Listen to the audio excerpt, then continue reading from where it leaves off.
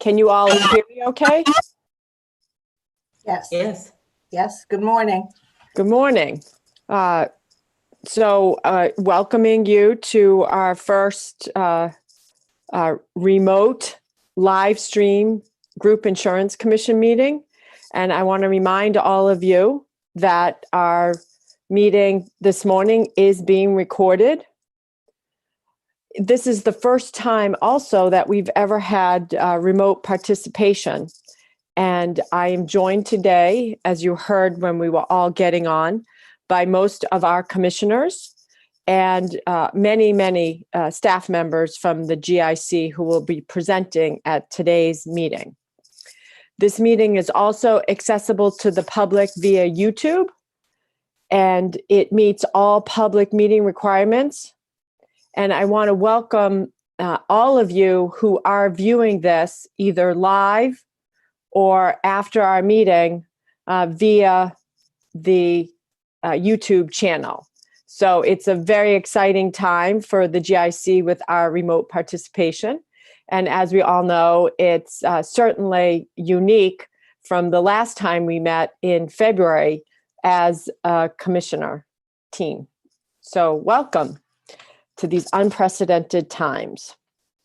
I am now going to ask our general counsel to take our commissioners' attendance, so those viewing this meeting will know who is present. And as a reminder, commissioners, as the general counsel calls your name, if you could unmute yourself and then put yourself back on mute, that would be terrific. Thanks. Andrew? Good morning, commissioners. Good morning. Valerie Sullivan, Here. Bobby Kaplan, co-chair. Here. Emily Ju Williams, designee for the secretary. Here. Rebecca Butler, designee for the Commissioner of Insurance. Here. Elizabeth Chabot. Here. Adam Chapeldane. Here. Toby Choate. Here. Christine Clenard. Here. Tamara Davis. Here. Jane Edmonds. Here. Joseph Gentile. Here. Eileen McEnany. Here. Patricia Jennings. Here. Melissa Murphy Rodriguez. Here. Anna Sinenko.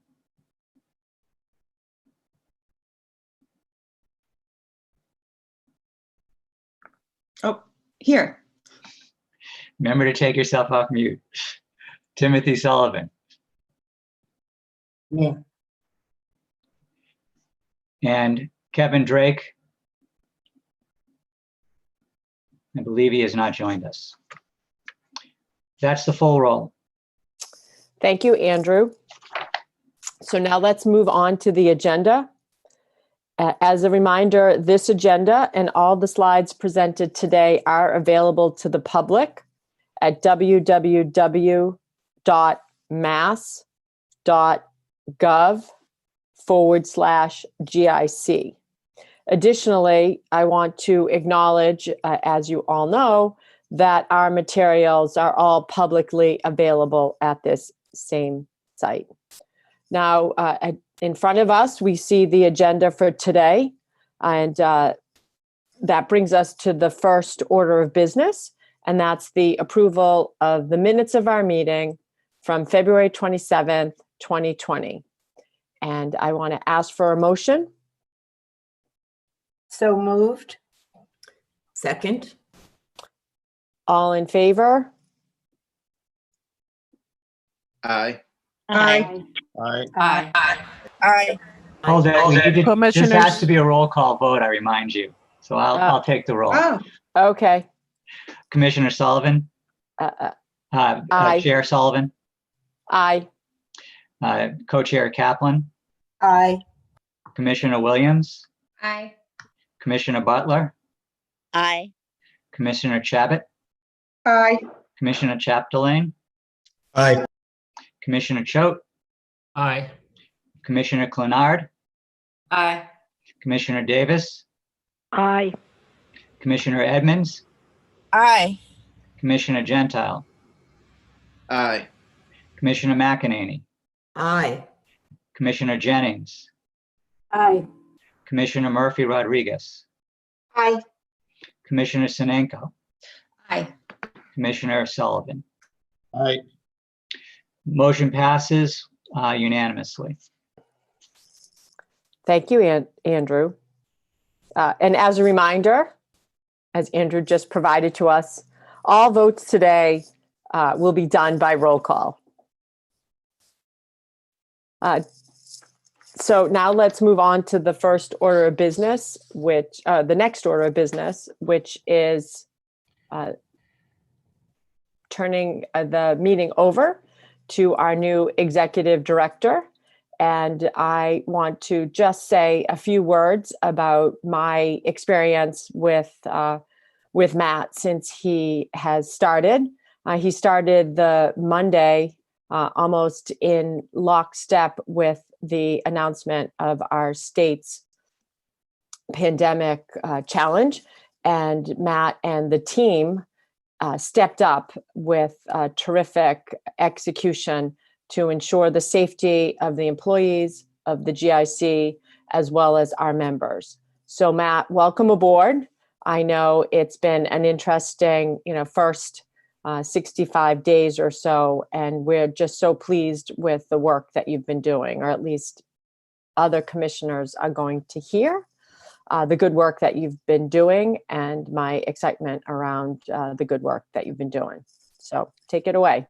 Thank you so much, Madam Chair, and thank you for the opportunity to sort of make some opening remarks here. And welcome every member of the board who's joined us, and all the staff from the GIC team, and all those who are watching the meeting on YouTube.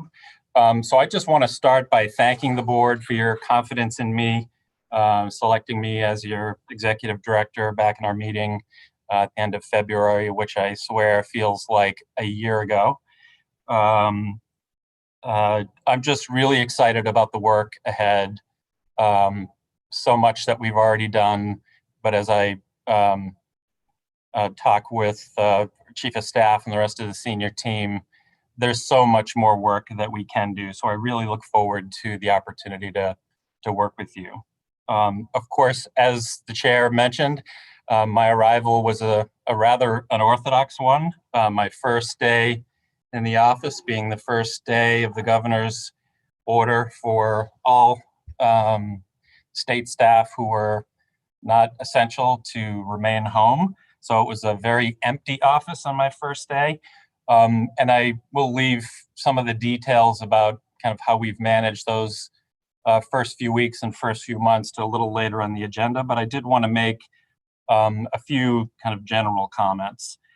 So one of the things that was a challenge right out of the gate was that, but obvious, is that the work of essentially the entire workforce of the Group Insurance Commission was acknowledged to be essential service for the Commonwealth right from the beginning.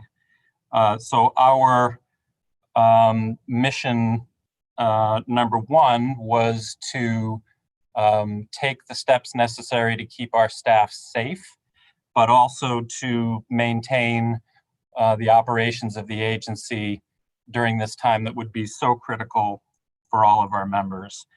As you can imagine, part of entering into a new position like this is to evaluate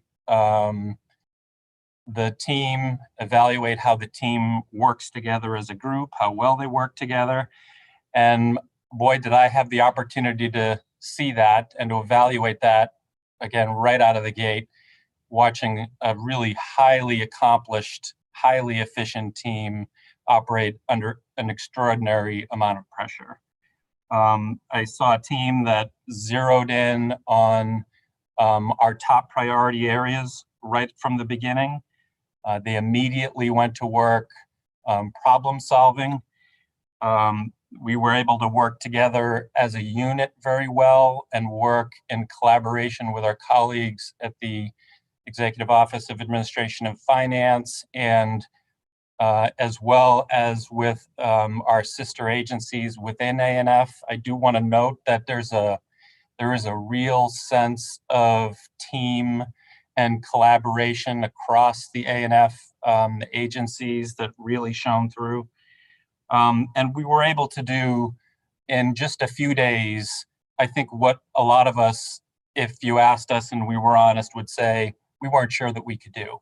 But we really did perform at a high level.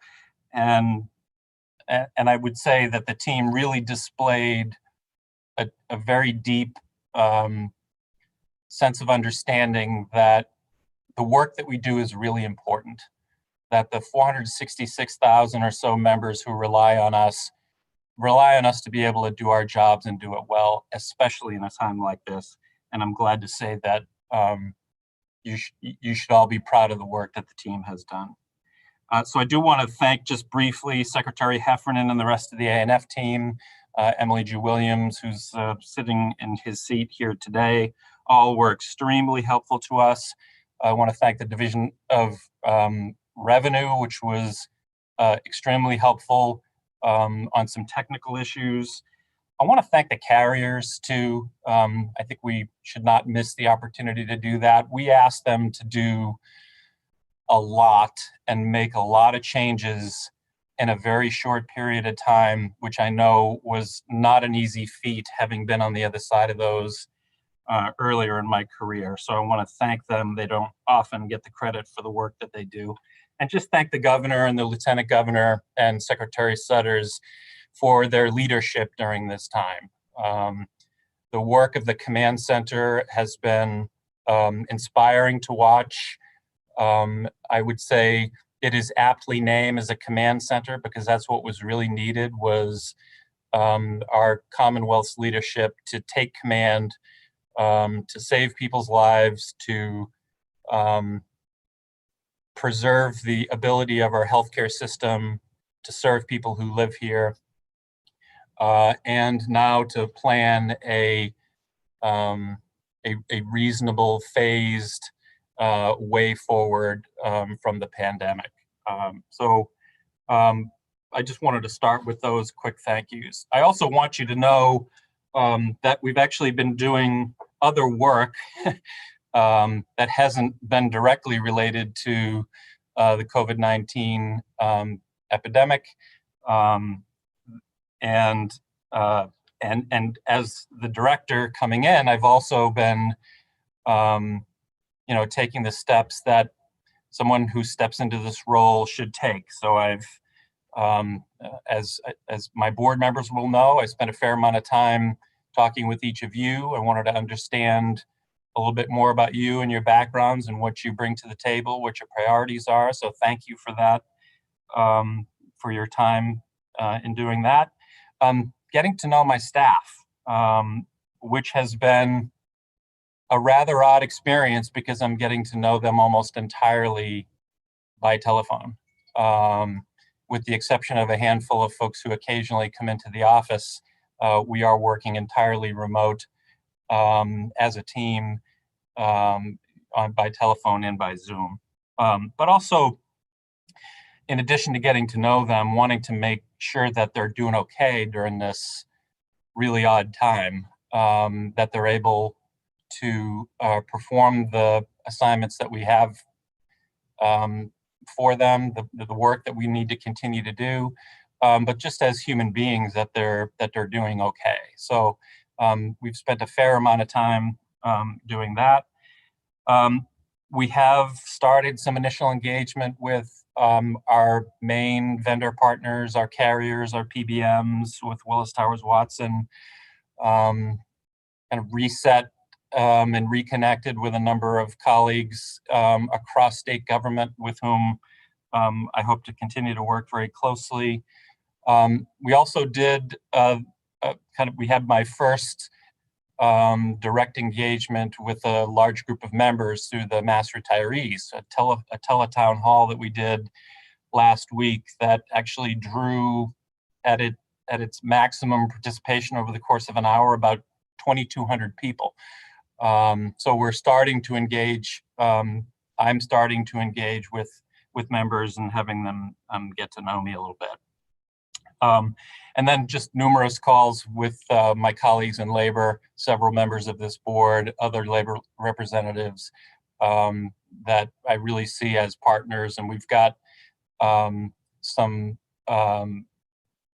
engagement with labor coming in the weeks ahead, most likely in the form of meeting with some of the labor groups, but also engaging more broadly with the labor membership. So I'm really looking forward to that. And so I want to just say a few words about kind of my main takeaways. I kind of have 4 main takeaways from my first, is it 65 days, Valerie?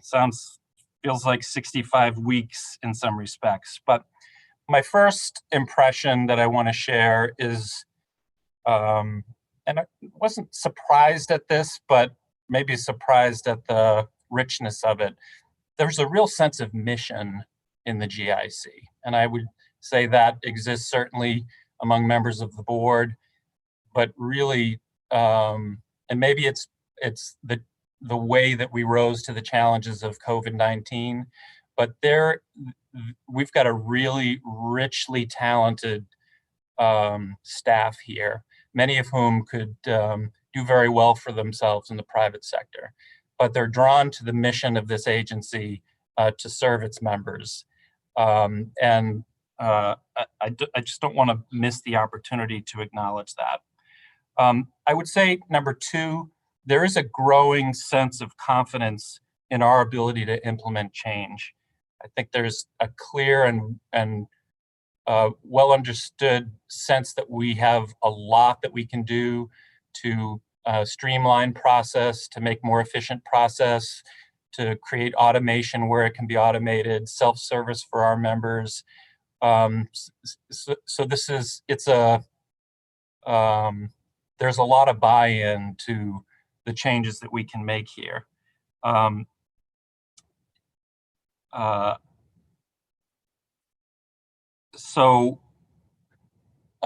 think standing up the My GIC capability throughout the end of 2019 and into 2020 was a real confidence boost that it happened so well and so seamlessly. I think our ability to also navigate this enormous challenge of transforming our work environment over the course of a week or 2, we were able to do that extremely well. So there is a growing sense of confidence here that we can tackle these tasks and do things more efficiently.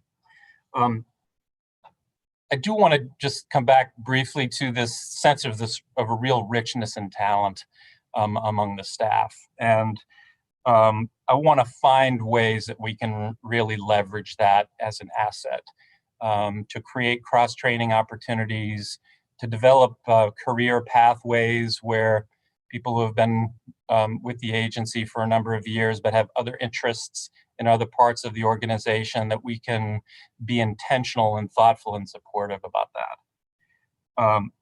I'd say finally, just around COVID-19, a couple of observations. The impact of this pandemic is gonna be profound and long-lasting on the healthcare system in ways that I don't even think we really have a handle on yet. And we're gonna have to sift through that in the weeks and months and years ahead. There's been a high degree of strain that's been placed on doctors and hospitals and other healthcare providers. They've been, of course, nothing short of heroic, and I want to acknowledge that. So as we evaluate what the impacts have been here, I think we need to acknowledge that it may cause us to revisit some of the strategies that we've had under development, whether it's managing for value or how we work with our vendor partners. Some of those may need to be adjusted, but I would say in the same breath that change like this could also jog loose some opportunities that didn't exist even just a few months ago. So we are certainly taking that approach externally as we watch how this has all impacted the healthcare system, but we're also looking at it internally here. And we've not missed the opportunity to move forward on a few modernization initiatives here. Standing up telework, which, for a lot of our employees who have, as many of us have, had to brave a lot of traffic getting in and out of work, time spent in the car as opposed to at their desk or with their families. This provides some real benefits. And if we can continue to manage the workload and be effective and efficient, I'd love for us to be able to carry some of those other benefits forward. So this is an awful thing. The pandemic is an awful thing. There's no other way to describe it. But it also does present some opportunities that we should be on the lookout for to exploit. So I want to just say a brief word about how I'm anticipating kind of changing some ways in which I engage with the board.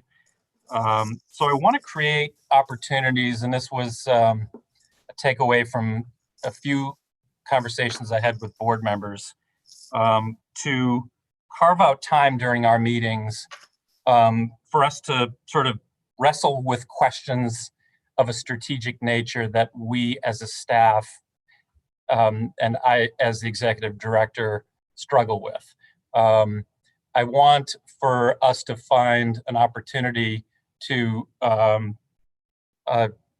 not feel like we're always trying to get through slide decks and inform you of everything, but also taking a moment to kick around ideas, to think creatively about solutions to problems as we get them. So look forward to some of that from me going forward. And I just want to close, I feel compelled to do this with kind of two public service announcements of sorts. One is that one relates to people accessing healthcare services that they need. And so it's understandable for sure that the residents of the state and across the country have hesitance about going to see their doctor or going to the hospital, even for services that they need. But there's a real concern, we have a real concern that folks could be deferring really necessary care. Folks with chronic conditions that need to be well managed. Folks with mental health and substance use disorder conditions that need to be managed, especially in this environment. I think of people suffering symptoms of stroke at home who aren't quite sure, maybe I should go to the emergency room, maybe not, maybe it'll pass. As someone who's had one, I can tell you it's important to get to the ER. So I would just encourage everyone who's listening to be in touch with your healthcare provider. We have options now. Telehealth is an extraordinary tool, especially in this environment, that we need to leverage. So be in touch with your healthcare provider and don't be afraid to get the services that you need. And lastly, just around contact tracing, as folks here may know, Massachusetts really is leading the way in identifying those who have been exposed to the virus so that they can be kind of appropriately quarantined and treated if necessary. But that only happens if folks pick up the phone when the COVID team calls to inform you. So if you get a call that is identified as MA COVID team, often they're calls that start with the prefix 833 or 857. Pick up the phone. It'll do you and the Commonwealth a whole lot of good. So I'm going to close there with my opening remarks. Again, thank you for the opportunity to kind of start off with these reflections. Thank you, Matt. Very much appreciate all the information you've provided to us. I want to piggyback on the thanks to the staff during this time and your public service announcement to our members to seek the care they need and know that the GIC is here with the highest mission to serve them. So thank you. And we're going to move on to the next item on the agenda, which also brings us back to the executive director. Thank you, Madam Chair. So this will be a look at our calendar as we often start off these meetings, where our discussions today fit into the work of the second half of the fiscal year. So you'll see this meeting highlighted here in the red, but what we've also added here as a bit of a feature I want to carry forward is capturing our past discussions as a group that relate to the items on the agenda here today. So you'll see to the left, we've kind of kept on the agenda for the May and February meetings, which I noticed says February 6th. I'm certain it was the 26th, because I remember that day well. So this is something that we want to be able to carry forward. So here today, we'll be discussing the recommendation from the staff to the board for a consultant to guide our dental and vision procurement, which is coming up soon. Again, you'll note that we talked about this back in the January meeting. We're going to update you on the survey that we again discussed back in the January meeting of our members to gather some information about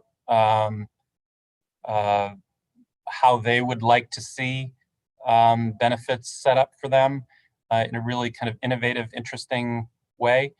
And we'll also have a discussion towards the end about our data warehouse contract. And you'll see we have one more meeting in June before the end of the fiscal year, after which we will break for a few months with a return as a board in September.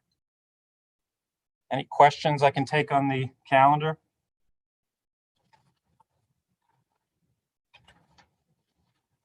If not, we can move on to the Matt, I executive. believe you're going to go into a little more detail on annual enrollment. I believe that is an important topic that we want to hear about. Yes, so that will happen as part of the COVID-19 update. Okay, great. Thank you. All right, So moving on let's move on to the next agenda item, Matt. So communications update. As you can imagine, it's been a very busy communications time, lots to communicate to our members and to our coordinators over the last several months. In an ordinary season, it would be a busy time for communications, and it's been made all that much more challenging during COVID-19. We normally have, as we did this year, the mailing out of our benefit statements, the mailing out of materials to notify people of annual enrollment. And so this year we also supplemented that with an April 6th mailing, which included a number of updates that relate to changes due to COVID-19. So that would include extending the enrollment period through June, again, which we'll talk about in a few moments. Noting that the benefit decision guides, which in the past have been all in paper, are now available in digital form. Of course, extremely helpful and important during this time. We wanted to let folks know how we were handling inquiries that come to the agency from members. Again, we'll get in more detail about how we sort of triage those, but we wanted folks to know how we were approaching that work, and really directing our members and our coordinators to use our new online tools, the My GIC link, and the online form that we have available. We also did include some materials, including a video that captures guidance from the CDC and the Massachusetts Department of Public Health, just on how to keep yourself safe and protect yourself from the virus. We also, I want to note, have a number of pieces in place to acknowledge May as Mental Health Awareness Month. Again, I think the impact on the mental health of our members and folks across the country are going to be profoundly impacted here. So we want to make sure that folks are taking care of themselves and seeking care when they need it. So we are actively promoting the various steps that our carrier partners are instituting services, healthcare services, mental health services that they have available. But also, I'll give you an example. Harvard Pilgrim has instituted at least a 2-day-a-week mindfulness session, available actually to everybody, not just Harvard Pilgrim members. I've actually done it a couple times, and it's been really kind of a rich experience. So we've been trying to promote those steps that carriers are taking. We're also taking steps to amplify the messages that are coming out of the Department of Public Health, that is working with Senate President Karen Spilka. So we'll be kind of promoting those heavily through our social media channels, and also promoting the use of our employee assistance program through Optum.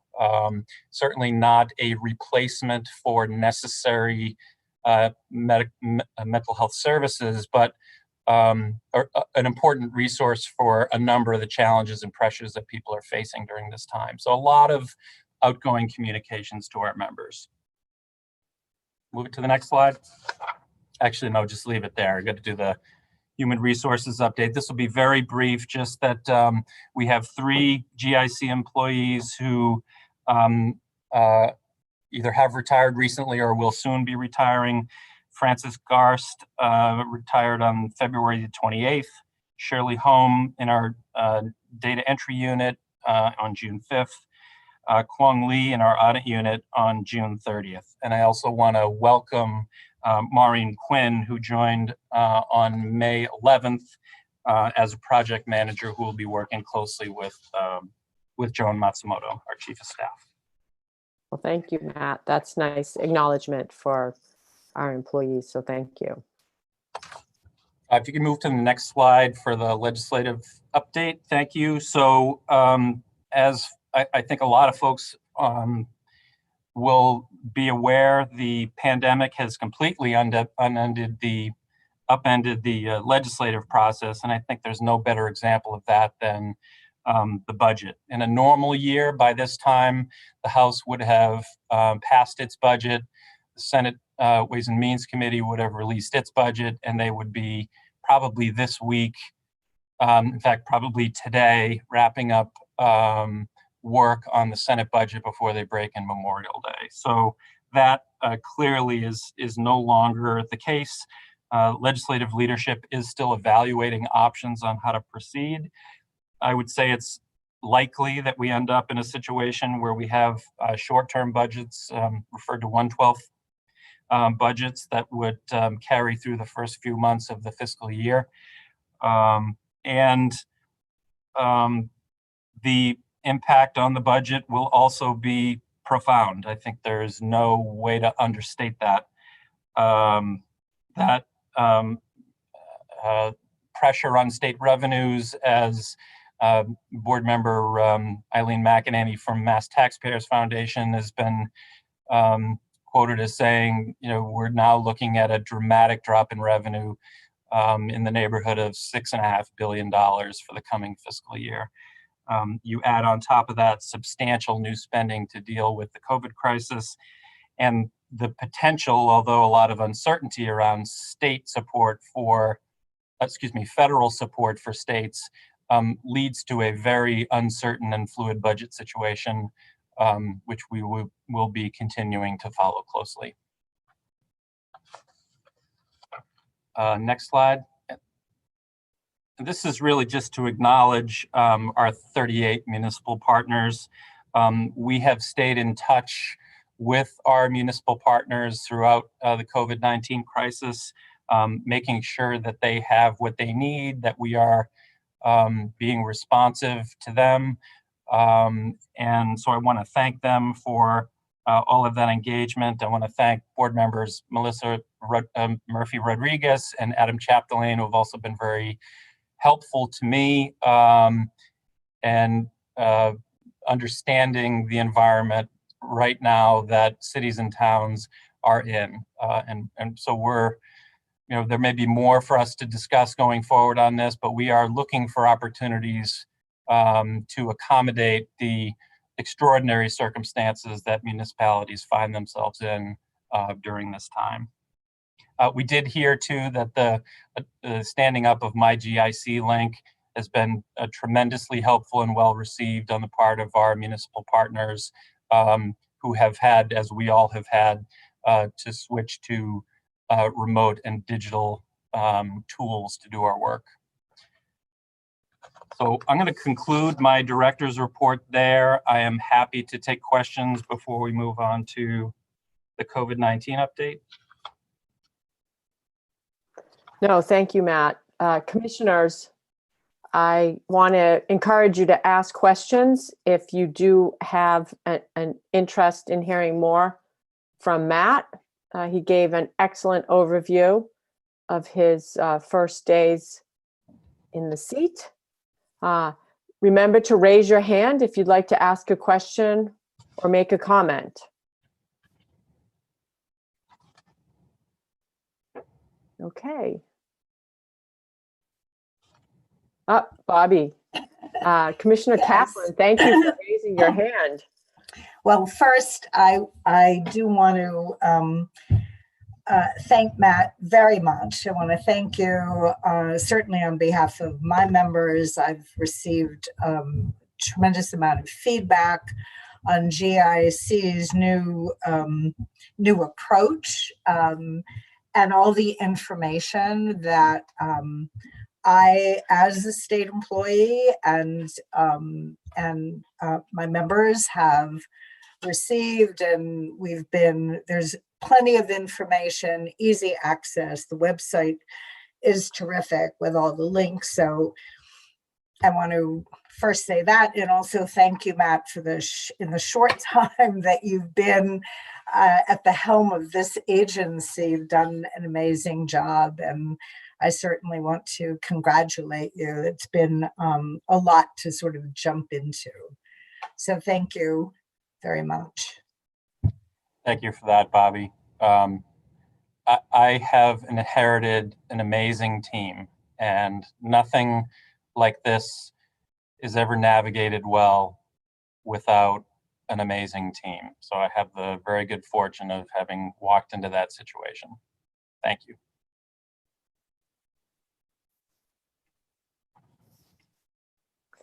Other comments, commissioners?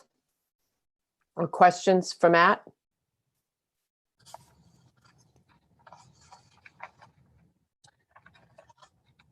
Well, please move on, Matt, to an update on how we are working to support our members and our employees during COVID-19.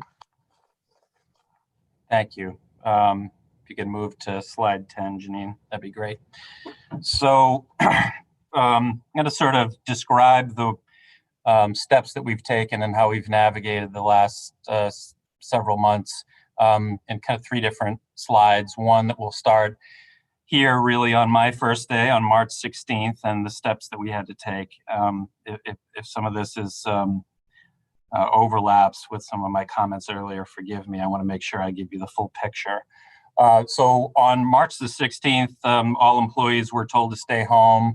Our core team of the kind of senior staff did come in on that day, and our assignment was essentially to put together a plan on how we could balance those 2 key elements of maintaining continuity of operations while also keeping our staff safe.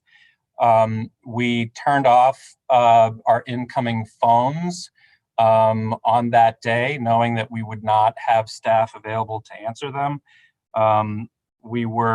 Folks were directed when calling the GIC to submit an online form, which was really helpful to us to triage those incoming inquiries so that we could make sure that we were focusing on the most urgently important transactions that our members needed to have done. And so we established, as is noted here, 3 primary elements of a triage protocol. The first of which clearly is to preserve healthcare coverage for our members, so that those who have coverage could keep it, that those who had to make kind of routine changes to their coverage could make them, If there was, for instance, a birth in the family, that the changes are reflected on the coverage. All of those kind of routine changes that we take for granted, but if they're not processed in an efficient manner, that it could disrupt the coverage for our members. So that was priority number one. I'd say priority number two was for those who have access to coverage, that they're able to use it. And I think a good example here are life insurance claims. Again, that if, God forbid, someone has passed, if the policyholder has passed and you have a dependent who's due some life insurance claims in this time, that's an extremely important process to keep on track. So we really work to make sure that folks could gain the access they needed to those services. And then thirdly was to make available options to our members to make adjustments to their optional coverages to the degree that they would be facing financial pressures and would need to literally just free up cash flow to meet their daily needs. So we wanted to prioritize all three of these different types of inquiries. It was also clear pretty quickly that we needed to provide a set of tools, and in some cases adjust some of the tools that we had in place to serve our members well. So by March the 31st, I believe, we were able to turn the phones back on and receive inquiries directly and live from our members. We did continue, however, to encourage those who couldn't get through to submit inquiries and assistance on our online contact form, which our staff were jurying real time. We, again, encouraged our members and coordinators to execute forms through the My GIC link. So Paul maybe can talk about this a little bit later, but we opened up the opportunity for a member to directly get access to My GIC link, which was something that we had in development, but expedited here so that we could give another tool to our members. And even, one of the other important elements of business process that we wanted to make sure we kept on track was related to the ability of our members to make payments online with their debit and credit cards. We actually just pulled that off within the last few weeks.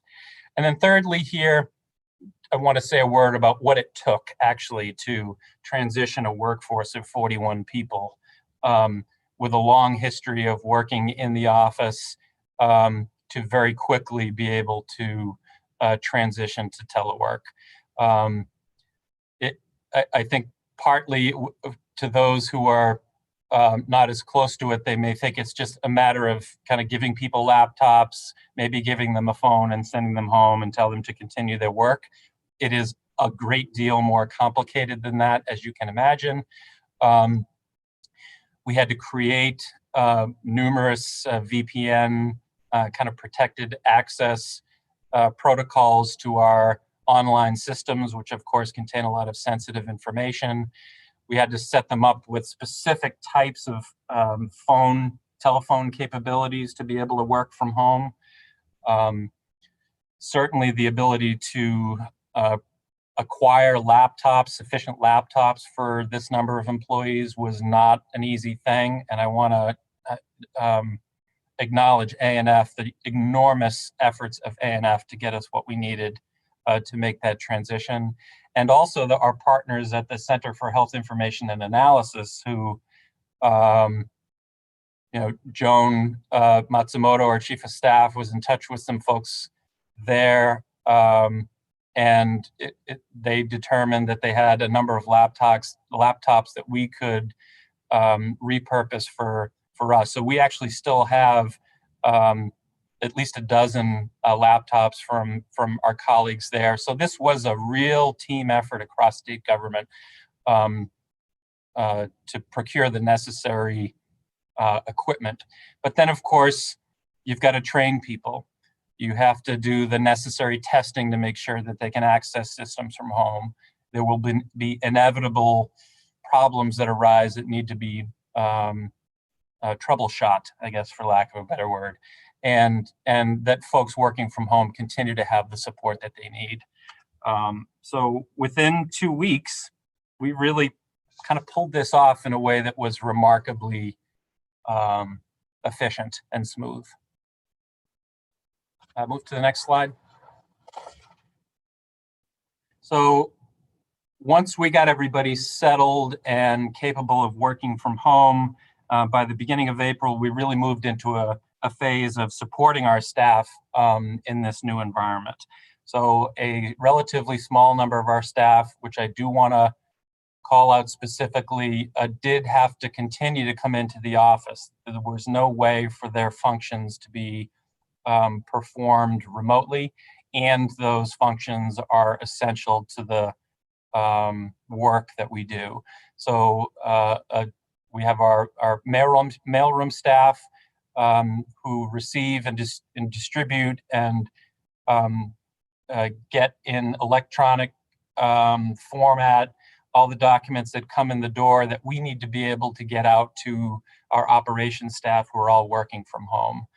So we have, we're asking a lot of these folks to come in and continue to do that work.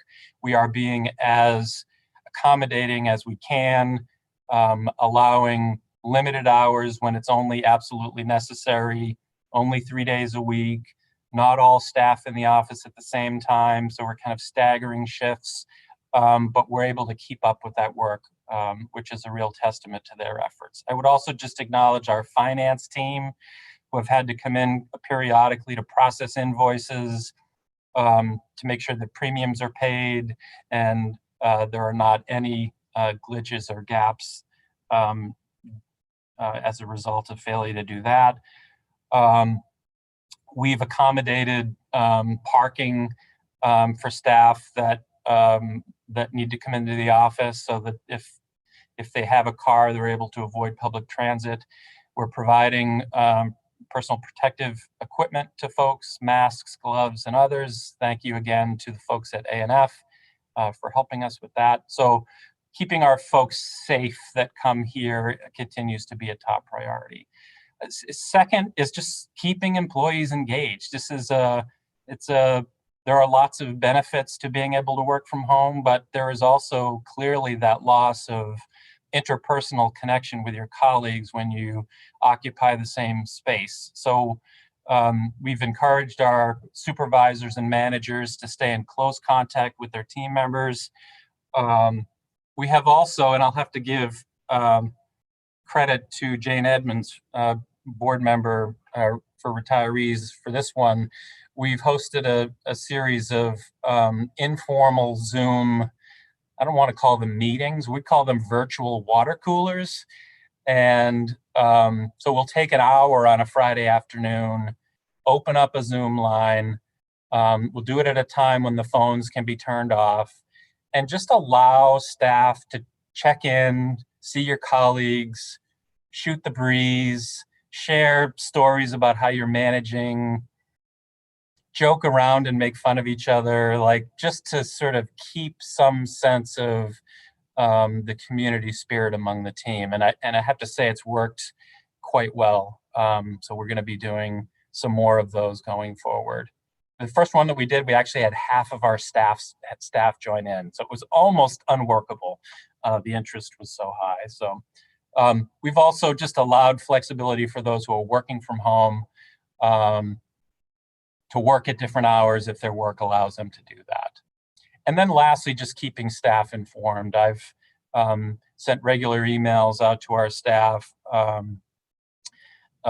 with our take on the latest information about reopening and what it means for us. And more often than not, it is me telling staff that not a lot is changing for us, and we don't expect it to change for a while. This is working.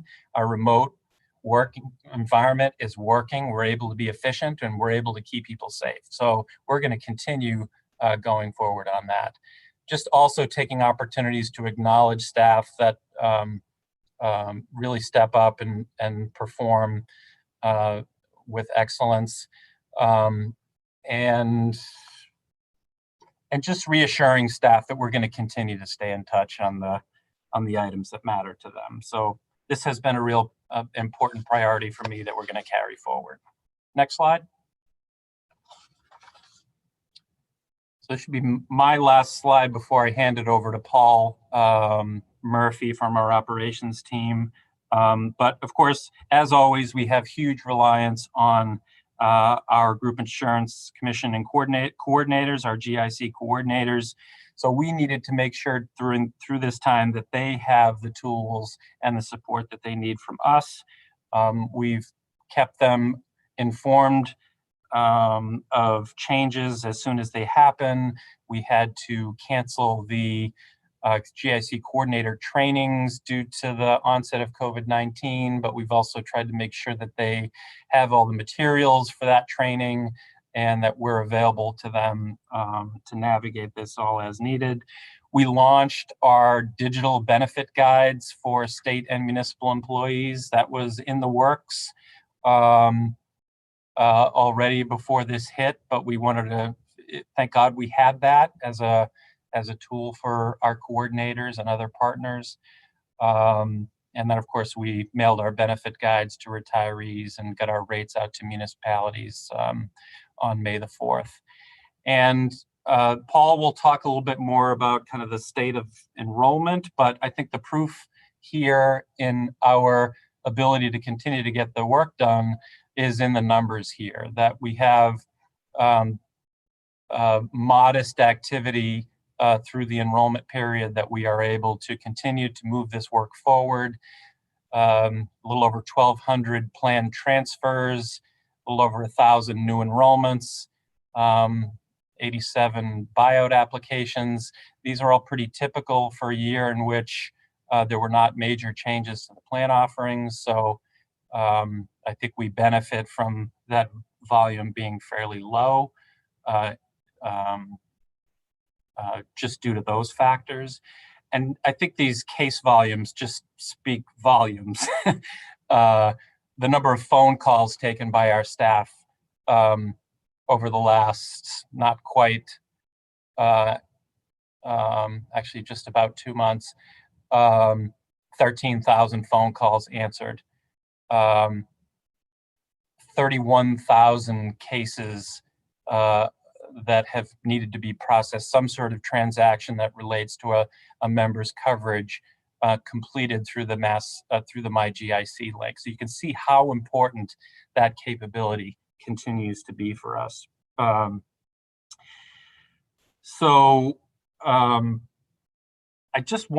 will close before I turn it over to Paul to just reemphasize that amid all the challenges of this real fire drill, we've moved pieces of our modernization agenda along. We're moving people away from paper. We're moving people away from reliance even on the phone, although that will always have an important role to play. Trying to move these things to a digital format so that we can be more efficient. Standing up the credit card payment capability and telework operating environment here. Those are all things that we're going to continue to leverage going forward. So I want you to know that this is not slowing us down appreciably from making progress on our strategic priorities. So I'm going to stop there and we can turn it over to Paul. If folks have questions, I'm happy to take them at this point.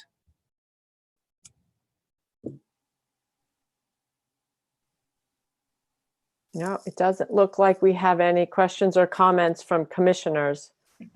Oh, wait a minute. I've got one. Hi, Bobby. Hi. Thanks. I just wanted to commend the GIC staff because I was looking at those numbers, the over 13,000 phone calls in the last 65 days. And given the small number of staff, it's roughly each person responded to 300 calls. And often those calls take quite a long time. And so I just want to commend everyone to get people up and running. I know what kind of an effort that requires. And thank you very much. Thanks from all of us. I'm sure I speak for all of us to the GIC staff. And to Paul Murphy and John Harney for getting everyone up and running, mobile. It's terrific. So thank you again. Thank you, Bobby. And if I may, at the risk of singling out some names, there are some people that I do feel compelled to mention. You mentioned Paul Murphy and John Harney, who are an extremely effective team together with their respective teams. Donna Wortman on Paul's staff, Nick Vogler and Chuck O'Brien, who spent an enormous amount of time working with our staff as we got them set up to work from home. I do want to acknowledge too, Dennis McAvoy at ANF, just enormously helpful team players. And we couldn't have done it without their help. Yeah. Thank you, Bobby. Yeah, thank you, Matt and Bobby, for those comments. I do want to recognize Commissioner Chabot. So Liz, go ahead, and the floor is yours. Thank you. I just want to say, Matt, thank you very much. Thank you, Paul. And I have to echo what Bobby has just stated. Huge numbers, great task, great job. I mean that sincerely. I do have one question though, Matt. Moving forward, how do you plan on phasing people back to work, or do you see remote working as the new normal for us even after pandemic, post-pandemic? That's a great question, and it has a couple of different elements to it. I think first element is that this all happens at a time when we are already planning a move to new office space while the Hurley building is rehabilitated. So we'll be moving up to 1 Ashburton in about 2 years. So it has us already rethinking what we need in that new environment. How much space do we need? What technical capabilities do we need? Can we, and I don't want to say this in a way that anybody hears me over at DCAM, but like maybe we don't need all of that space. Maybe we need different kind of space. Maybe it's more important for us to be investing in the right kinds of technologies for people to work remotely from home effectively. So we put together, as part of this fire drill, like what would work based on what was around us in a short period of time. But now we're starting the process of thinking through what's the next evolution of that. How do we want to change that? So I would say that we are not yet engaged in the development of a specific plan for the next evolution of our work environment. I don't call it re-entry. I don't call it reopening. I think it's just going to look different in some way, and we're gonna. So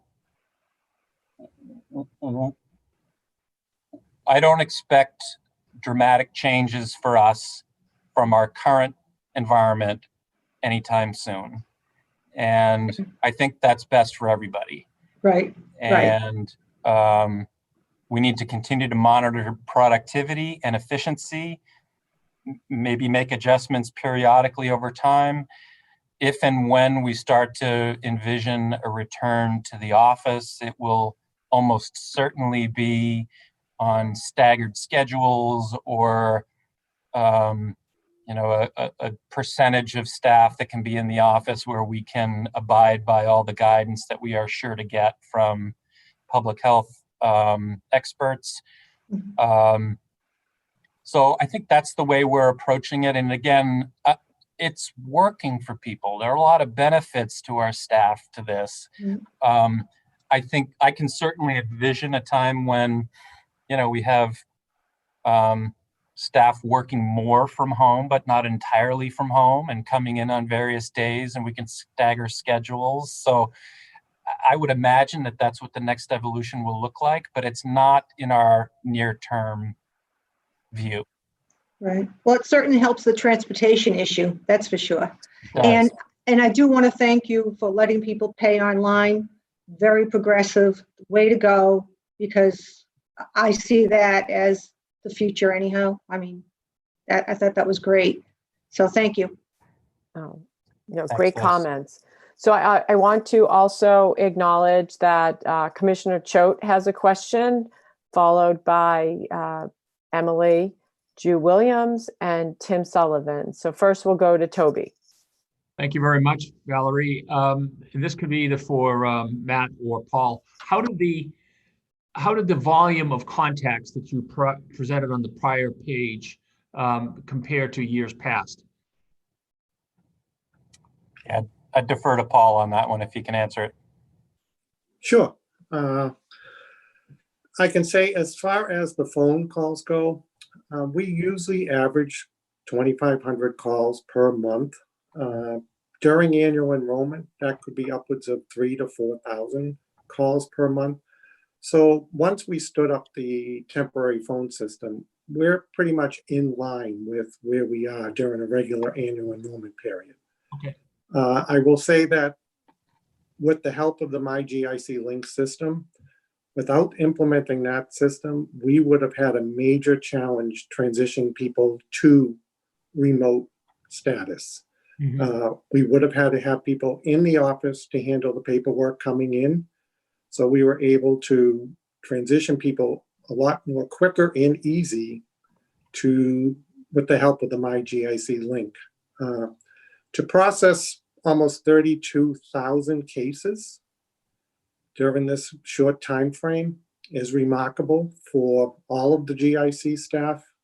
I'll go into a little bit more detail on why those numbers are a little high in my presentation, but so far so good. I mean, we are, again, in the middle of annual enrollment. We haven't completed the annual enrollment. We are seeing changes coming in from our members, not a high volume, but it's hard to say. We still have 2 weeks left, but we will see. Thank you.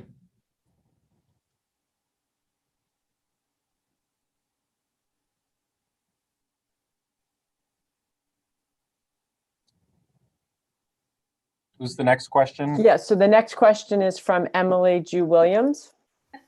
So I will, I'll be brief. I did just want to echo what Bobby said, and having had the opportunity to view firsthand the GIC, Matt, your entire team's response to the pandemic, I just wanted to say that it really, we saw the technological barriers that you were up against, and you moved so rapidly. It really could serve as a model, I think, for others who are trying to do the same at this time. And it's truly impressive what you and your entire team with Joan and everyone were able to do, making enrollment changes and with new challenges every day, and remaining accessible to your members, and prioritizing keeping their information safe and secure as well. It was, I think, really seamless for your members. And I just wanted to take the opportunity to commend you on that again, having viewed it firsthand.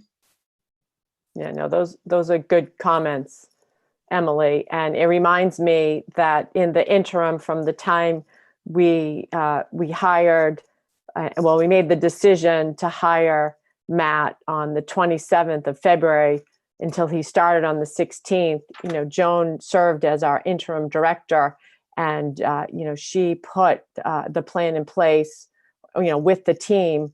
She was leading that effort. So, I'm glad, Emily, you brought up Joan's name, because without her leadership to get Matt started, I think, obviously, as everyone has said, it was a team effort. So thank you. I'm going to now turn to Commissioner Sullivan. So Tim, the floor is yours. Hey, thank you, Madam Chair. I again just want to echo all the sentiments that have already been put forth. One in particular I'd like to praise you for is I had a member in crisis, and that member needed telephone or virtual access to a doctor, to a medical provider. And not that we can always respond this fast, but in a very, very short period of time, we're talking less than an hour, the GIC had made contact with this individual, made sure she had the access that she needed and what protocol she needed to follow to get the assistance that she needed in her time of crisis. I can't tell you what a heartfelt response she sent to me after dealing with the GIC staff. So I want to commend all of you. We had a ton on our plate, and I know you do, but this is one member who really reached out to me afterwards saying, I can't believe how much above and beyond they went for me. And that sends such a great signal to our members. And just as a quick follow-up, I know her issue is having a virtual meeting with her doctors or a tele meeting. Have we had many of those with members, or how has that worked? In this case, it worked out great for the member in the end, and I want to praise you for that, but has there been use of that? So it's been, the growth in the use of telehealth has been nothing short of explosive. And we see that, we hear that from carriers. It's been described as growing in the thousands of percent by several carriers. We see claims volume for services for telehealth growing just exponentially. So we are watching this closely, and there are some limitations about how deeply we can pull data from our claims to capture this, but that is one of the dimensions that we want to get a better handle on. But it has been a profound shift in acceptance and use of this, both on the part of providers, its facilitation by carriers, and just comfort of using it by members. And I think that's a good thing that will likely carry forward. No, that's a good question. So thank you, Commissioner Sullivan. We are running a little bit behind. It's good to talk about the good work that's been done here at the agency in support of our members.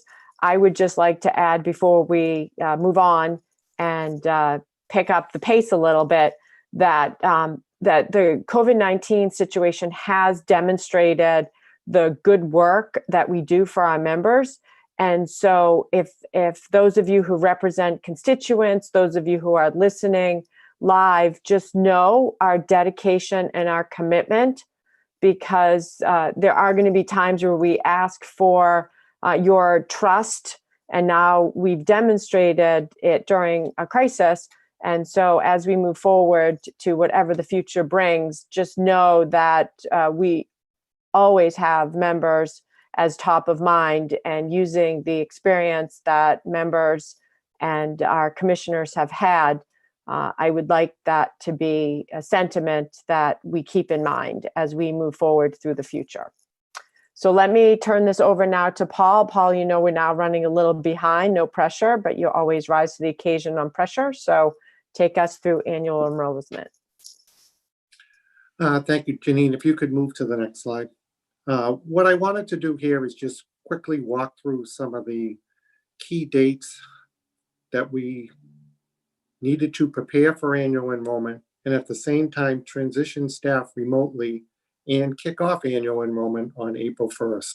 The first challenge we had was with our GIC coordinators. As many of you know, that in the past, we usually do face-to-face meetings across the Commonwealth for about 550 GIC coordinators.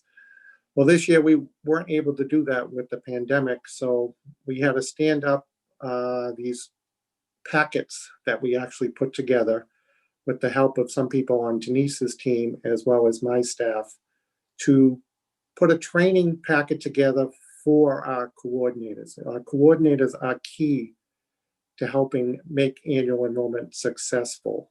So we put together detailed instructions on what they need to do during annual enrollment for members making certain changes. We put together a deck, a training deck, outlining certain key elements such as the telehealth, the reminders about the FSA enrollment that members need to enroll every year during annual enrollment. We also put detailed instructions and stood up reminders about the MyGIC link and how we can encourage people to use the MyGIC link during the annual enrollment period, which was a challenge in the beginning. Some coordinators, it was brand new. They didn't have much activity.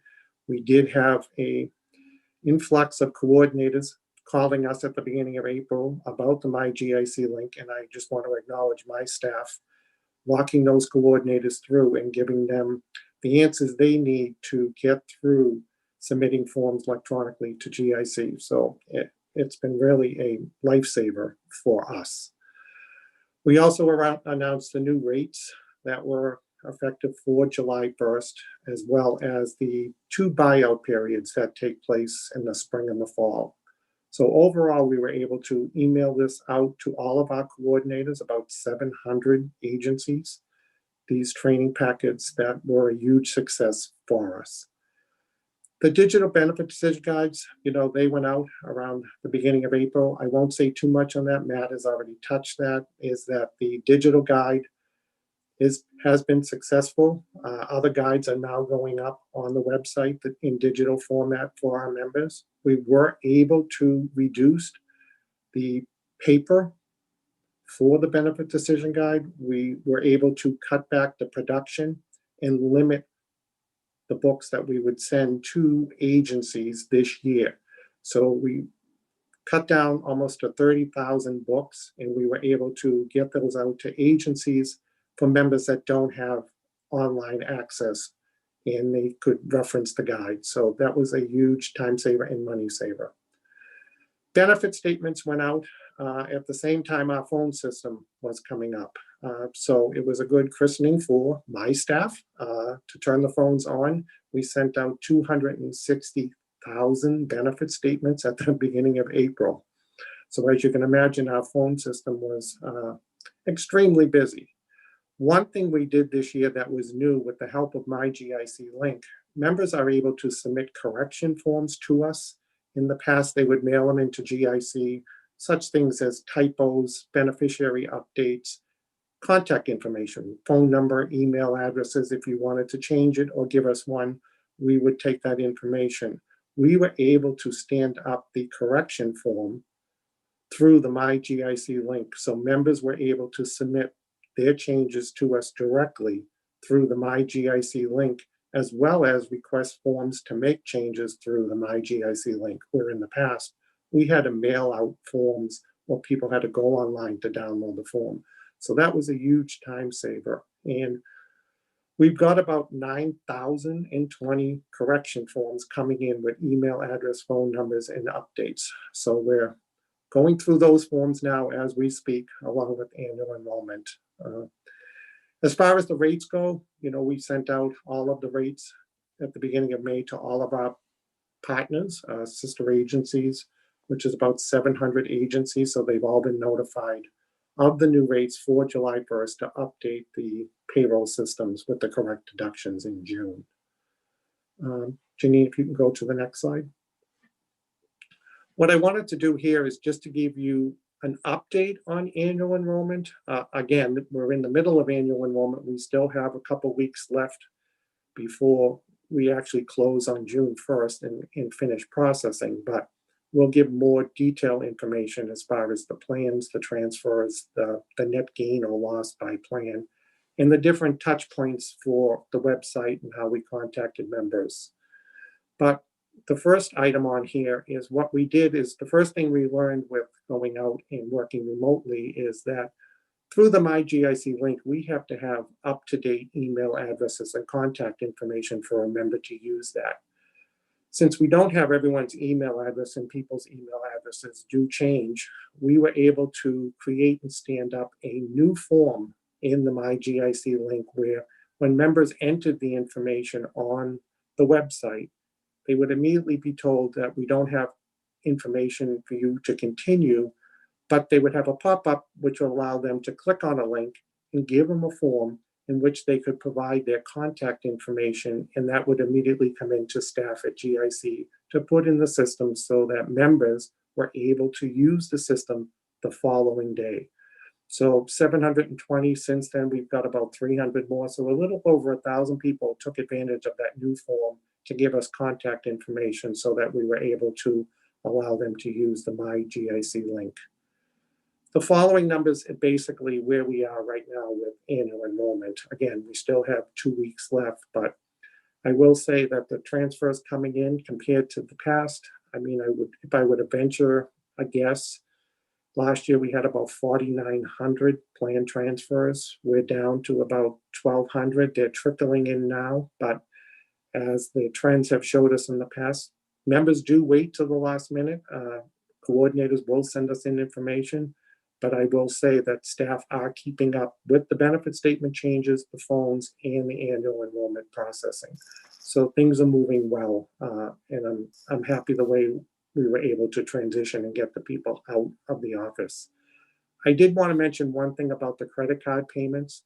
We started this project, John Hardy and his team and operations staff, along with the help of the controller's office, to stand up a credit card system for our members to pay. For those of you that want to know, we issue about 4,500 bills monthly to members for their coverage. And in the past, we never had the capability to pay through a credit card.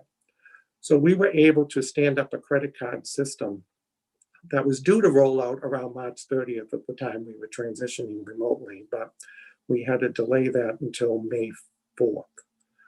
So what we did is a soft launch to the coordinators advising that members could pay online. We put a link on our website that members can make payments online by visiting gicmemberpayments.com. It's on our website. Members have taken advantage of that. We've gotten about 60 payments so far this month for members that want to pay us through credit card. We didn't announce it formally on our billing invoices. The first notice will go to all of our members at the beginning of June, probably about 4,500 bills, in which we will now include the instructions for our members to pay credit cards online. So we're hoping that the volume will increase as these bills go out and members will get in the opportunity where they don't have to send us a check. So on that note, I don't have pretty much any more things to say unless there's any questions. No, that was excellent. It doesn't look like there's any questions from our commissioners. And so, Paul, thank you to you and your staff. And now we're going to move on to, I believe we are going to have a vote here for dental and vision. I'm going to turn this over to Denise Donnelly. So hello, Denise. Hi, Valerie. Actually, at this point, I wanted to give the commission an update on how we have worked with the carriers to align plan design changes with the various bulletins and directives that have come out from the federal and state level. So if you wouldn't mind, Janine, moving on to slide 18. There was needless to say, a lot of activity on the federal and state level to really move to support. We're people. sorry, your conference is ending now. Please hang up. Uh-oh. I think we're still here. Okay. That's good. I don't know who that was, but and so I'll just continue. So on the federal level, there was the CARES Act that got passed, IRS and also DOL guidance, state executive orders, public health bulletins, mass health directives. And as Matt said earlier, we worked very closely with all of the carriers to continuously adjust plan provisions to support members as they sought healthcare services. We also negotiated with our two PBMs, Express Scripts and CVS, who were very cooperative as we made our way through this very challenging time. Next slide, Janine. So I won't ask you to bear with me as I read all of these changes that we did adopt, but you're probably familiar with many of them through reading in the press. I think I'll call your attention to under reduced financial burdens in red. There have been some recent directives from the IRS. I think many members, very happy to hear that we are working on communications now that relate to IRS guidance on creating more flexibility to use healthcare flexible spending account funds. And so we're going to get some relief there. And we've heard from many members and commissioners about the need to provide relief. Of course, this was in the hands of the IRS and they have acted. So there will be communications coming out very shortly. We're just finalizing them now. And we'll be reaching out to members. But we waived cost sharing on copays for telehealth, virtual visits, COVID-19 testing and treatment, managed to allow early prescription drug refills, in compliance with DOI directives, and did a lot to try to make it easier for members to access care. So with all of that noise in the background, I will go ahead and ask if there are any questions.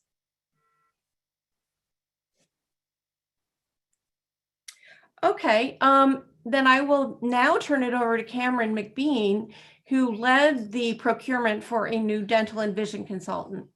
Cameron. Good morning. Hopefully the members of the commission have had a chance to review our recommendation memo that was issued prior to this morning's meeting. The procurement team's recommendation following state guidelines and procurement procedures is that we award the next dental and vision consultancy contract to Boston Benefit Partners, who currently fill that role. At this time, if there are any questions about this procurement or our recommendation, I'll be happy to answer them. Looks like Bobby has a question. Yes, I do. I was curious about the diversity program, the supplier diversity program. When I was looking at the final scoring,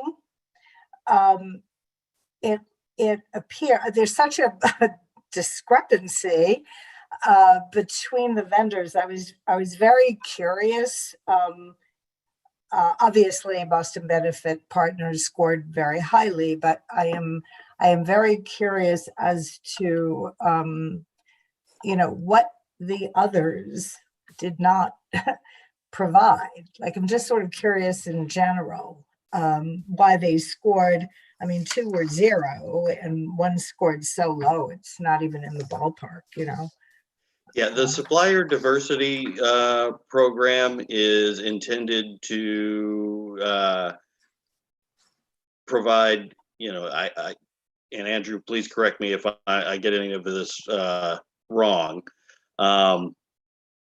It's intended to give women and minority-owned businesses a greater chance to participate in state contracts, and Boston Benefit Partners is a woman-owned enterprise. So the larger firms, say an organization like Mercer or Willis Towers Watson or Gallagher Benefit Services, those are publicly traded companies, so they may not in some cases get any or minimal points relative to the requirements under the supplier diversity program. Okay. Thank you. It looks like Commissioner Shabbat has a question, followed by Jane Edmonds, Commissioner Edmonds. So go ahead, Liz. Hi, yeah, I was just echoing Bobby's concern, because it did, when you see a 10 under the SDP, it kind of red flagged, well, how come the others we're at a 2.5 or a 0.0.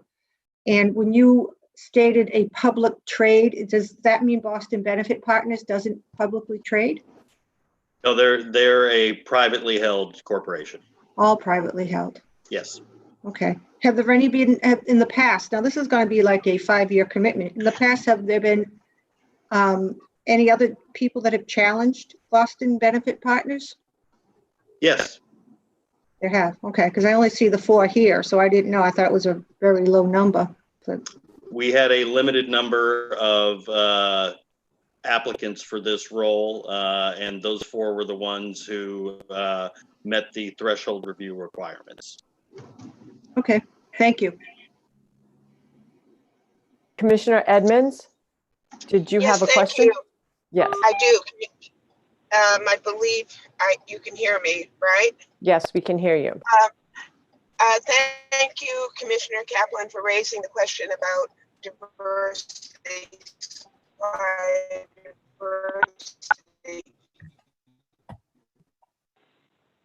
My understanding that program enterprise greater chance to participate, but an equal and fair chance to participate and to compete. I think it would be helpful to clarify whether that understanding is accurate, and if there could be some time spent so that we could have a better understanding, as Commissioner Kaplan suggests, about how the program works and what may account for more diverse vendors not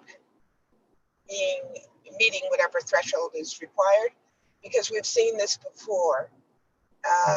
I can't recall exactly when, but we had a discussion some time ago, and it might be helpful for the commission to be made aware of what is the standard, how does it work, and why do we not see better results? Well, there are a limited pool of qualified broker consultants out there who can work with accounts the size of the GIC and provide the level of service that we require. So that's a limiting factor right there. But the supplier diversity accounting for 10% of the overall procurement scoring mechanism is something that's codified in state procurement regulations.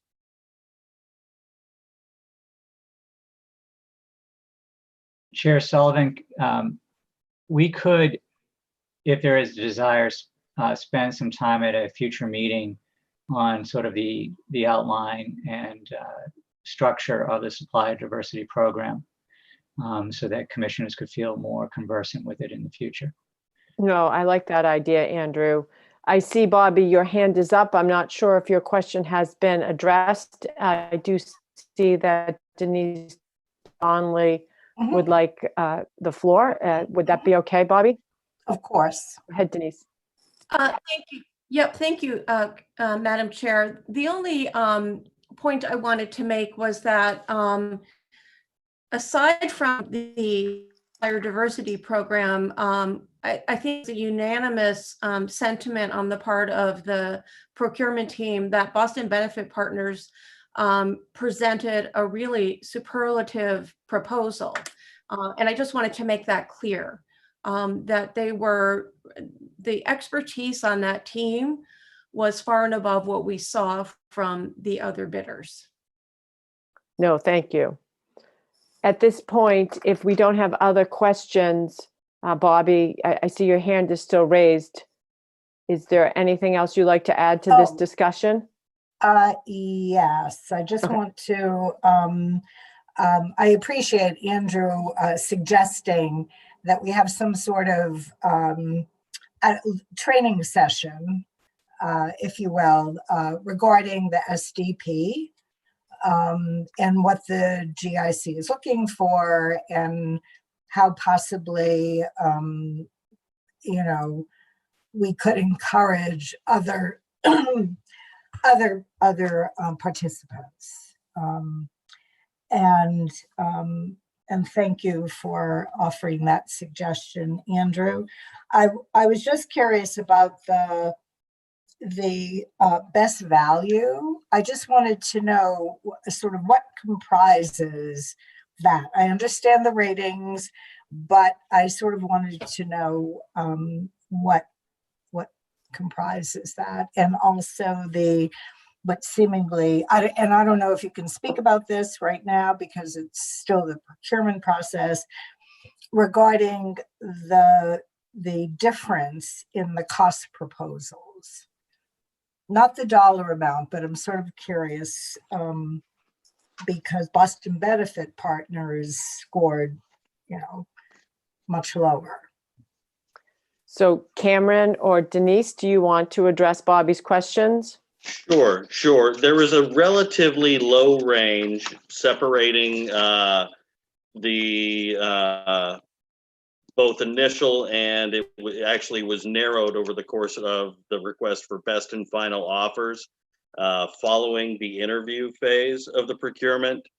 So with regards to the cost scoring metrics, the lowest cost proposal gets the highest score, and then we assign value for the other scores proportional based on that initial score being the best. So hopefully that makes sense and answers your question, Commissioner Kaplan. Then with regards to best value, that's something that is an option for the procurement team if there is a tight grouping, but we really feel that a certain vendor may provide the best overall value in terms of the personnel that would be working with the GIC, the services they offer, or to allow for certain, intangibles that may not be directly reflected in the proposal document itself. So it's a minimal number of points that help us, that allow us to make what we feel will be the best determination for the GIC and its membership. Great. Thank you very much for the clarification. So at this point, I don't see other commissioners with their hands up to make a comment or ask a question. So I propose that the commission approve the Boston Benefit Partners as the apparent successful bidder for the GIC's dental and vision consultant, and instruct the general counsel at this point to enter into contract negotiations. So I need that motion to be approved. Bobby or anybody? So moved. And seconded? Second. And so I will now ask the general counsel to take a roll call. Chair Sullivan, Aye. Co-Chair Kaplan, Aye. Designee Williams, Aye. Designee Butler, Aye. Commissioner Chabot, Aye. Commissioner Chapladine, Aye. Commissioner Choate, Aye. Commissioner Clenard, Aye. Commissioner Davis. I know she was having technical difficulties. I don't know if she's back on. So we'll go to Commissioner Edmonds, Aye. Commissioner Gentile, Aye. Commissioner McEnany, Aye. Commissioner Jennings, Abstain. Commissioner Murphy Rodriguez, Aye. Commissioner Semenko, Aye. and Commissioner Timothy Sullivan. Aye. And the vote passes unanimously with Commissioner Davis not present. So just for the record, Commissioner Davis is having some connectivity issues, and we're working with her to resolve those. Thank you, Matt. And Thank you, Andrew. At this point, I'm going to give the floor to our CFO, and Jim Rust is with us. And so, Jim, we are interested in an update during these very unusual times. We're interested to see the spend, and we know you've been tracking it closely. So thank you. Thank you, Madam Chairperson. Good to see you all today. Janine, if you can go to the next slide, we'll get started. So as this slide shows, our monthly Commonwealth share of claims, reimbursements, and premiums through April of FY20. Not surprisingly, and most notable in the red circle, you'll see that in April we saw the level of claims reimbursement requests plummet. Basically, it went down 37% or $64 million compared to an average month of the year. And this is wholly attributable to the COVID-19 situation. So the restrictions and people deferring care and those kind of things. If you go to the next slide, please, Janine. This is the employee share. So this is the mirror image, basically an 80-20 split of the same situation. And again, I've highlighted April as going down the same amount, 37% or 17 million on the employee side of the claims payments. And again, this is wholly attributable to the deferred care and the other restrictions that have been put in place around COVID-19. Next slide, Janine. So here's the line chart you may recall from the last time that I normally show you. This is, again, the state share of expenses plotted against the actual claims paid to date. The blue line is where we expect to be on a monthly basis, and the red line is the actual experience. As you may recall, through March, last time we spoke, actually in February, that we were trending just about on budget, and you can see the seasonality was more or less what we expected. But in April, that changed significantly, which is depicted by the red line going well below the blue line in April. We expect that experience may continue. If you go to the next slide, Janine, I can show that. Going forward, the blue line is where we thought we would be in April, May, and June to finish the budget year of FY20. You can see here again, the red line in April is well below the blue line, and we think that barring any significant changes and unforeseen circumstances, that red line will continue to trend well below the blue line in claims processed. Just to remind you again on this shape anticipates an anomaly of the seasonality of care, when people go to the doctor, months that have an extra payment period and those kind of things. So that's how we come to this shape at the beginning of the budget year. Janine, next slide, please. On this slide, I like to show because it shows the extent how large our budget is in a way. So these two lines are the cumulative budget month to month as the year goes on. So we're at about $1.7 billion right now. And even with the $70 million shift that happened in April, we basically went from $24 million, 1% below budget to 1%, 1% over budget to 1% below budget. We are still overall right within the reasonable spread to the budget for the year. This will probably divert a little bit more over a couple of more months because as we expect claims to continue to be low, but overall we expect to be more or less statistically on budget. Next slide, Janine. All right, so these are the numbers that go behind all these graphs that we saw. As you know, the majority of the GI spending is in the health insurance and basic life account. And right now, at the end of April, we are $17 million under budget, which is about 1%. Again, this is mostly due to deferred care. We've seen the claims volume go down across the board with all the plans. We have a fair amount of confidence that we'll end up in a budget surplus situation of $25 to $45 million. But there are a lot of moving parts on this, and it would be remiss for me not to point out that we don't know a lot of things. We don't know how quickly the economy will reopen. We're just starting to get a view on that from the governor's guidance.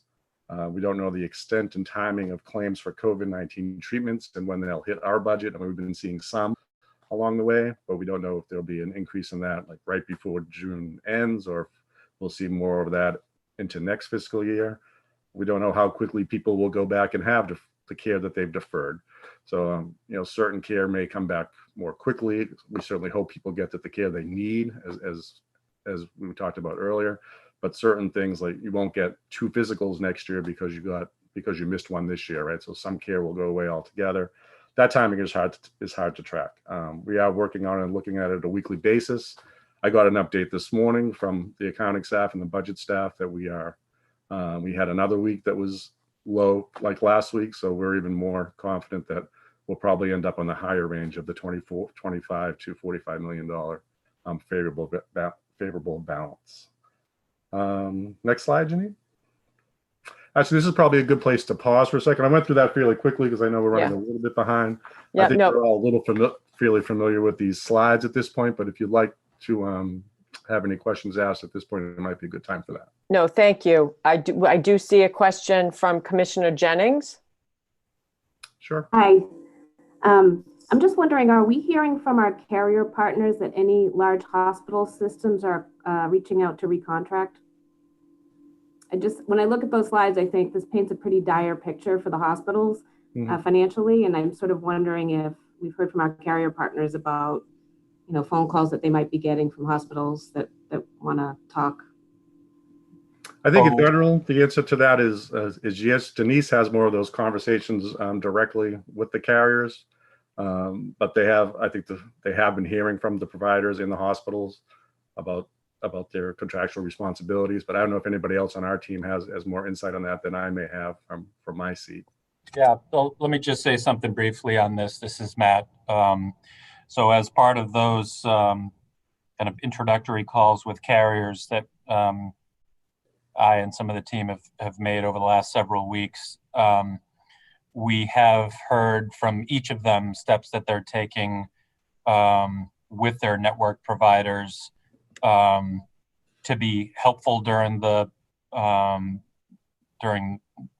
what is, as you've described, a really super challenging situation for hospitals and doctors' offices. So among the steps that we've heard being taken are when a carrier has a risk arrangement with performance guarantees that are fairly knowable at this stage in the year, they're making advance payments on a number of those performance guarantees.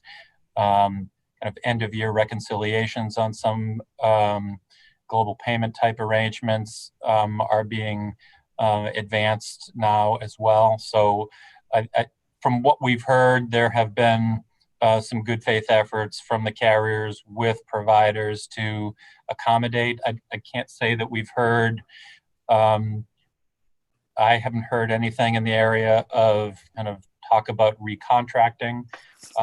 One of the areas where, as we noted earlier, we have seen a significant increase in volume is for telehealth services, and with the provisions put in place to kind of up the payment for those services, I think that has been a kind of a helpful dynamic as well for providers. But we will be continuing to ask that question of carriers. Thank you. Bobby? Yes, thank you. I was very curious if you expect sort of an influx of claims. In other words, you expect that members will incur expenses during the extension period, from June 30 to September 15th. I was curious what the typical number of claims are in that period, and if you expect that to, dramatically increase. So I'll let Jim talk about the typical, and then I can talk about some of what we're hearing about how that may vary from the typical. Thanks. We do generally see, and typically, and I'm going back to my slide, that state share of claims is a little bit lower in the first quarter because people are working off their deductibles and those kind of things in their plan. So we do expect that for this year. We've talked to the plans. I've sat on some of the calls with Denise and her team with the plans that this year, that although the deferred care will come back perhaps somewhat over the summer, that most of the plans don't seem to think people will just dive right back in and in July go to the doctor, that we may see a more gradual increase over prior years, but it won't necessarily be all at the beginning of the year, say during the first quarter, because trends also say that people don't go to the doctor as much during the summer unless they have to. So that there's some talk with our actuary about how much of that will still hold true. So we don't think it'll be an abrupt change. We think it'll be a gradual increase over the course of the year. And as we look towards next year, we do think we're likely to see more claims than we probably originally forecast in our FY21 budget.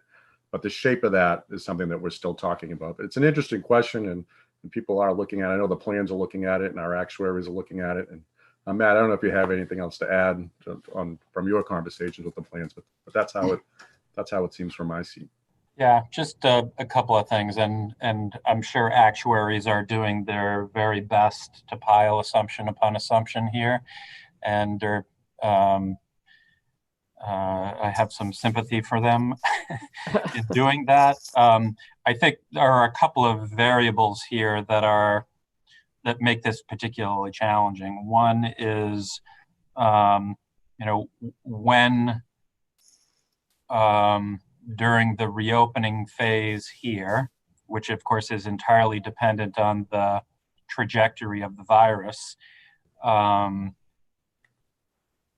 other elements of the healthcare delivery system will start to return back to normal. So as it's foreseen in this first phase, there are very limited categories of service, mostly those that are emergent or relate to sort of pediatric vaccines and some of the services I mentioned earlier around chronic disease and kind of acute conditions, ongoing treatment protocols.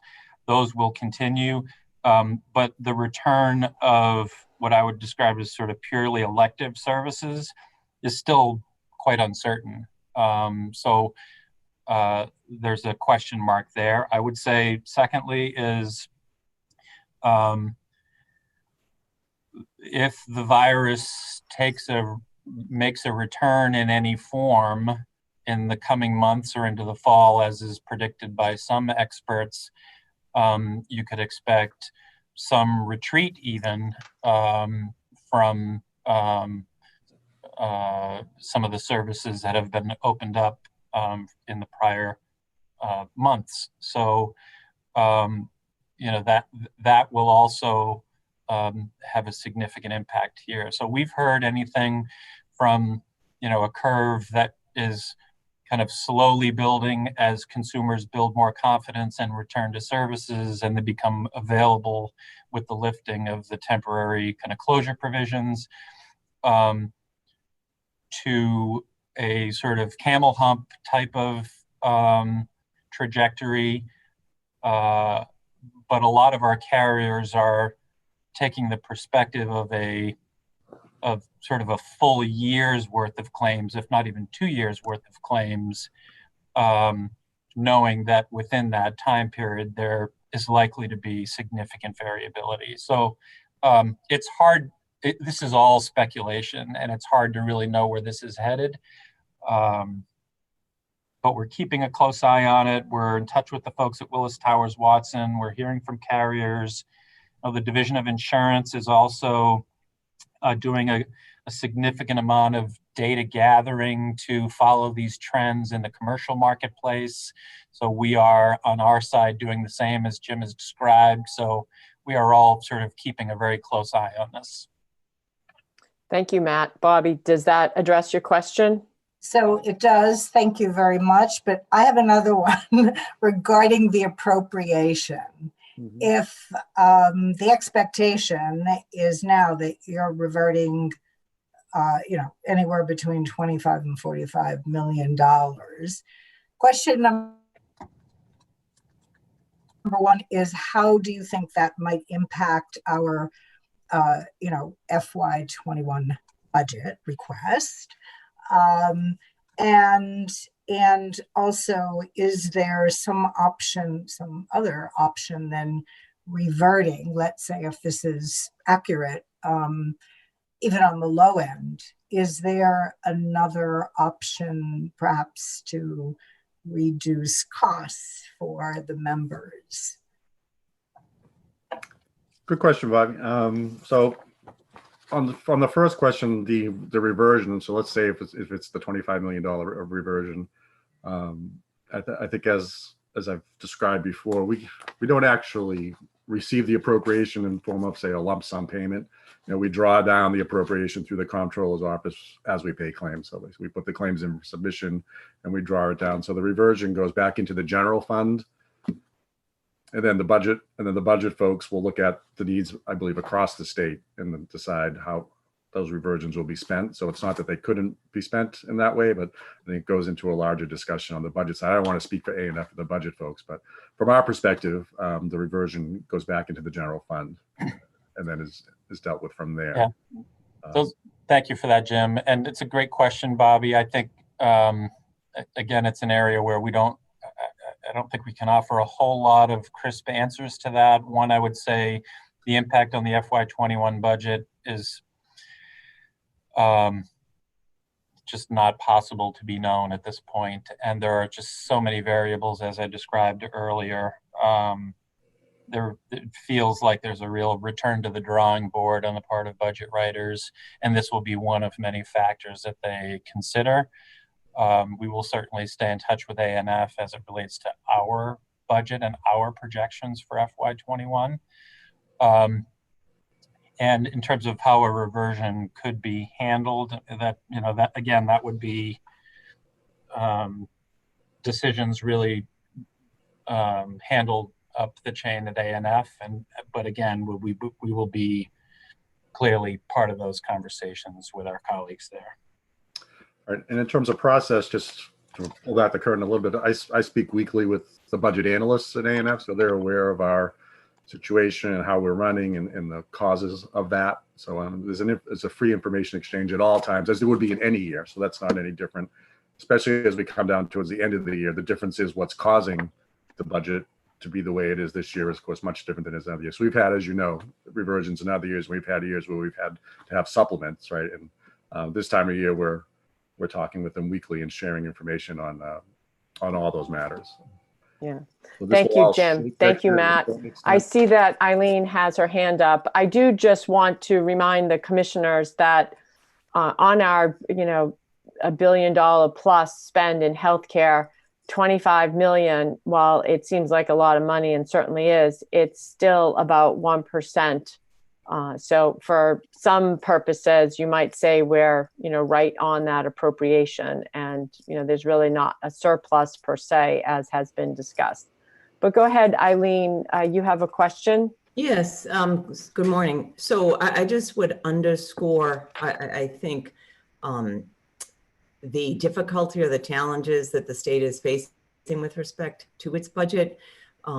It's, as we had predicted, it's over $6 billion. And I think that number could in fact grow from there. So, but more fundamentally, I do think it's important just to think about the purpose of insurance, right? And just the precedent that we could set. So in this instance, if there was a surplus or additional money and we returned it, I think, conversely, if there's a shortfall, then we would be asking people for more money. I think we just have to think that insurance, the purpose of insurance is and how that works. Some years it's favorable, to the insured, and sometimes it's favorable, to those providing the insurance. And so I think we have to be careful about that proposal. And just finally, I do have to get off. I have a call right at 10:30. But Matt, I do want to thank you for your efforts during these difficult times, and to the whole GIC team for really working seamlessly. Thanks. Thank you, Eileen. Thanks, Eileen. Bobby, do you still have a question, or can we move on? You're muted, Bobby. Okay, sorry. Yes, you can move on. Thank you. Okay. Thank you both. Yeah, thank you, Jim. So at this point, I will turn it over. I know there's some updates on contracts. So Andrew, would you be able to give us an update on some of these contracts? Sure. Before I do that, I just need to correct the vote on the dental vision consultant. There was an abstention that I didn't hear. So the vote was actually 14 in favor of the motion, with Commissioner Jennings abstaining. So let the record be corrected. Moving on to contracts. As you know, we are in negotiations on the warehouse contract.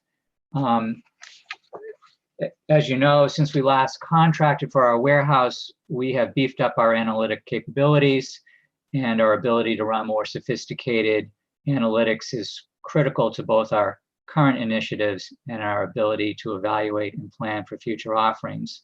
So as a consequence, the new contract asks a lot more from our vendor, and we're taking the time to make sure we're getting everything we want and need. That's the update there. Are there any questions on that before I talk about regulations? Okay. With regulations, we provided a sort of a summary. Janine, can you move to the, thank you, of what we are thinking about doing for regulations, and sort of what the red line of our current regulations would look like. Just to sort of review what the regulatory promulgation process looks like, it's a multi-step process.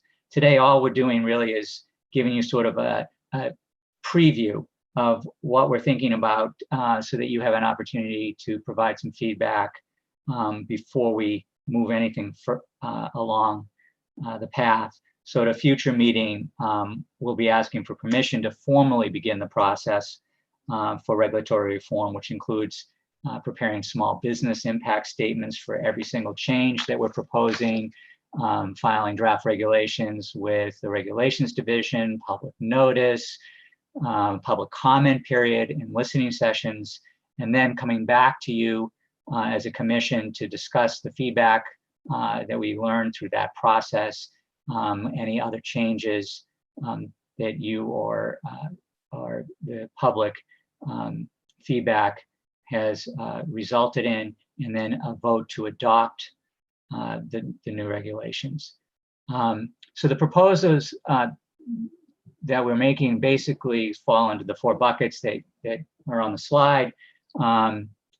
We're trying to align some of the regulations with process improvements, mostly how we exchange data with our munis and offline agencies that have become possible through our business process redesign. And we don't want regulations to be talking about the old process rather than the new. There are changes that reflect changes in either federal or state law, and also changes in internal policies. There are some that are clarifications that respond to operational pain points or areas that members seem confused about. And lastly, there are some changes that just simply clarify language. I do want to just mention 2 of the changes in more detail. One is about the surviving handicap dependents. Currently, we have coverage for survivors, which includes both spouses and dependents under 26. And we have coverage for handicap dependents. Those are dependents that are over 26 that are unable to support themselves. We have some members that become that could be called surviving handicap dependents. If both of the parents die and the dependent is over 26 and handicapped, currently they cease to become eligible. They cease being eligible for our coverage. And we recently had a case where a 62-year-old handicapped dependent was about suddenly losing coverage. There may be other types of coverage available, but nothing equivalent to what the GIC offers. And so we are proposing to amend our regulations to allow for the situation where we have a surviving handicapped dependent and where that will allow them to maintain eligibility. And to give you a sense of the numbers that might be at issue here, we currently have about 612 handicapped dependents over 26, of which 47 are dependents of survivors.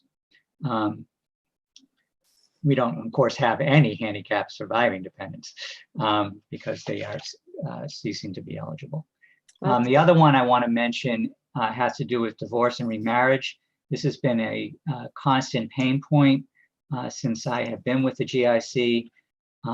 As a matter of law, when a divorced employee is remarried, the ex-spouse is no longer eligible to remain on the employee's policy, but has an option to get a divorce spouse rider at a full cost premium.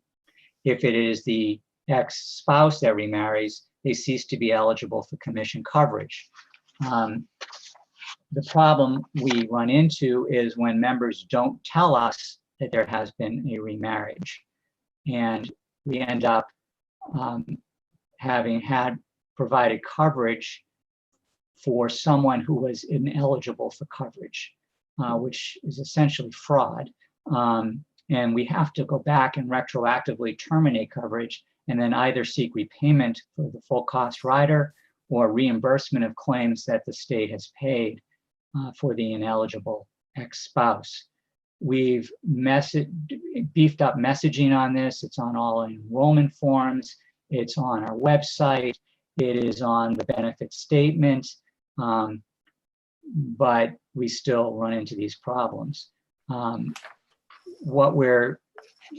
What happens in the situation we're trying to address in the regulations is that often if it's the ex-spouse who remarries, the employee may not know that. Or if the employee remarries, the ex-spouse may not know that.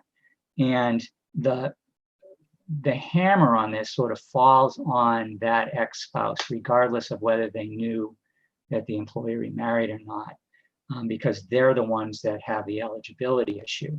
We're trying to make it clear that we view this as a situation that they need to work out, but that our enforcement mechanism falls on both ex-spouses and the employee, not just on the ex-spouse. We hope that this will help create more incentive for us to be properly notified. Andrew, that is very good information on the regulations, especially the two you highlighted about ex-spouses and handicapped dependents. So thank you. So we will be coming back in the future to look for your permission to move forward with these. And in the interim, if anyone on the commission has any comments, suggestions, or feedback on what the proposals that we sent to you, please send them to me and I will take them into account. No, thank you, Andrew. There doesn't appear to be any questions or comments at this time. I know I will look forward to voting on these regulations, but appreciate the attention to detail and how it will impact positively on the commission. I don't see any other comments or any other business from commissioners. Madam Chair? Yes. Just 30 seconds of personal privilege, if you would. I just want to echo one thing that you said earlier in the meeting, which is a thank you to Joan Matsumoto, our Chief of Staff here, who served with real distinction as the acting executive director in the period after Roberta left and I came. And I can't tell you how important she is to me as the new executive director in helping to navigate my arrival and helping us all work through this really challenging last couple of months. So I want to personally thank her for that and acknowledge all the work that she's done for the agency. Yeah, here. Okay.